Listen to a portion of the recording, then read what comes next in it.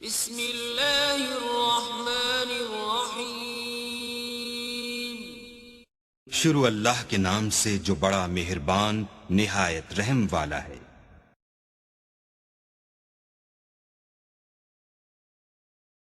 جب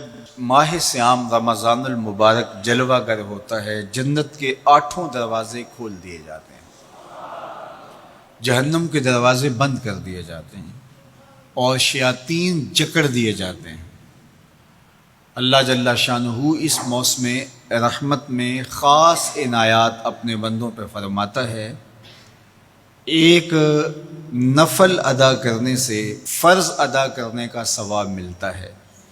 اور ایک فرض ادا کرنے سے 70 فرائض ادا کرنے کا ثواب ملتا ہے۔ اسی طرح راہ خدا میں 1 روپیہ دو گے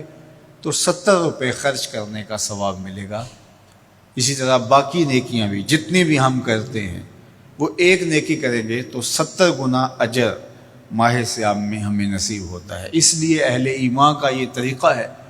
کہ وہ اس مہینے میں کثرت کے ساتھ تلاوت کرتے ہیں، کیونکہ ایک مرتبہ اگر قرآن مجید پڑھ لیا تو 70 مرتبہ قرآن مجید پڑھنے کا ثواب نصیب ہوا۔ ماہ سیام میں چونکہ شیطان بندھا ہوا ہوتا ہے،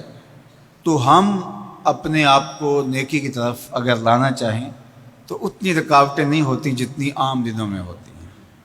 لیکن اس کے باوجود بہت سارے لوگ ہیں جو رات کو بڑا پکا ارادہ کر کے سوتے ہیں کہ میں صبح وقت پہ اٹھوں گا اور نوافل بھی پڑھوں گا اور نماز بھی ادا کروں گا، لیکن جب صبح ہوتی ہے تو انہیں یا تو جاگ نہیں آتی یا نیند سے بیدار ہو جاتے ہیں، بستر سے اٹھا نہیں جاتا۔ جبکہ وہی شخص انہوں نے صبح سبزی منڈی جانا ہو تو چھلانگ لگا کے اٹھتے ہیں اور سبزی منڈی پہنچتے بھی ہیں۔ سستی طبیعت کا کسل نہیں ہوتا۔ عمومی طور پہ ہم اپنے آپ کو بیمار تصور کر لیتے ہیں اور سستی اور کسل کا نام دے کر کے، بہانہ دے کر کے ہم کہتے ہیں کہ بس کیا کریں، ہم کو ارادہ کرتے ہیں روز لیکن ہم سے اٹھا نہیں جاتا، بس طبیعت اس طرح کی ہے، کسل ہے، سستی ہے۔ یہ بات ذہن میں رکھیے گا کہ ارادہ کرنے کے باوجود بھی صبح جب ہم اٹھ نہیں پاتے یا کوئی بھی نیکی کا کام ہم کرنے کا ارادہ کرتے ہیں تو ارادہ کرنے کے باوجود ارادہ ہی رہ جاتا ہے، ہم کر نہیں پاتے، تو اس کا سبب یہ ہوتا ہے کہ بہت سارے ہم گناہ کر چکے ہیں اور ان گناہوں کی وجہ سے ہم نیکی کی توفیق نہیں پاتے۔ حضرت حسن بصری رضی اللہ تعالی عنہ نے یہی وجہ اس کی بیان فرمائی ہے۔ تو اس کا بہترین طریقہ یہ ہے کہ توبہ کی جائے، اور توبہ بھی سچے دل سے کی جائے، رو رو کے اللہ سے گناہوں کی معافی مانگی جائے، اور سچے دل سے جب توبہ کی جائے تو پھر سارے گناہ نہ صرف مٹا دیے جاتے ہیں بلکہ ان کو بدل کے نیکیوں میں تبدیل کر دیا جاتا ہے۔ تو ماہ سیام کے اندر پختہ عزم کریں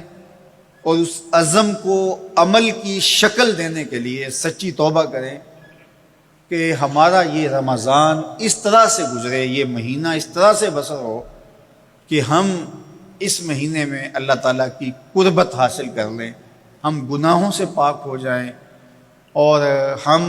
جو ثمرات ہیں، جو فوائد ہیں اس مہینے کے، وہ ہم سمیٹ سکیں۔ تو یہ وہ مہینہ ہے جس کے انتظار میں میرے اور آپ کے آقا و مولا اپنی آنکھیں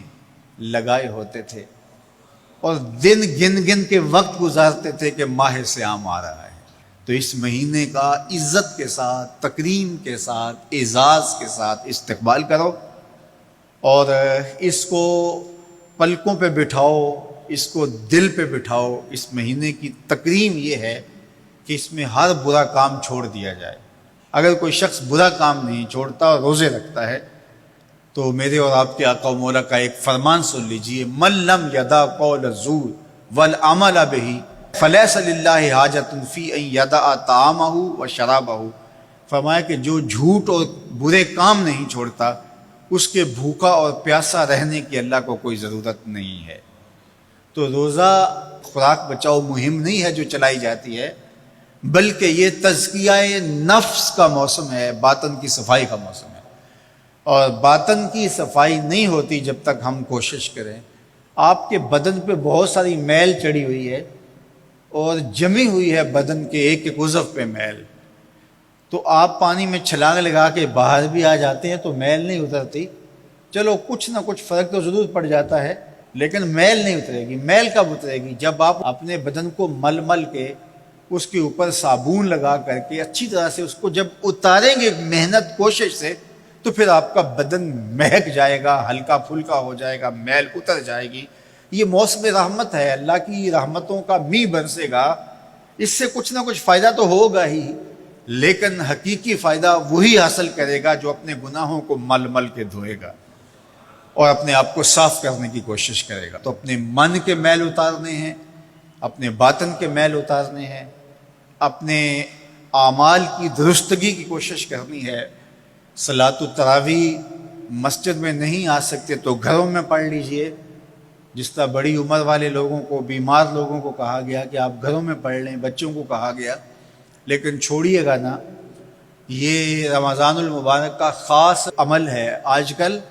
دین بیزار طبقہ مختلف جگہوں پہ بیٹھ کے مسجد پر، مدرسے پر، تراویح پر، ان چیزوں پر تبصرہ کر رہا ہے اور اتنا ہلکا ثابت کرنا چاہ رہا ہے ان امور کو جس طرح یہ چیزیں ہوتی کچھ نہیں ہیں، جبکہ ماہ صیام کے قیام پر میرے اور آپ کے آقا مولا نے بشارت دیتے ہوئے فرمایا من قام رمضان ایمانا و احتسابا غفر له ما تقدم من ذنبہ،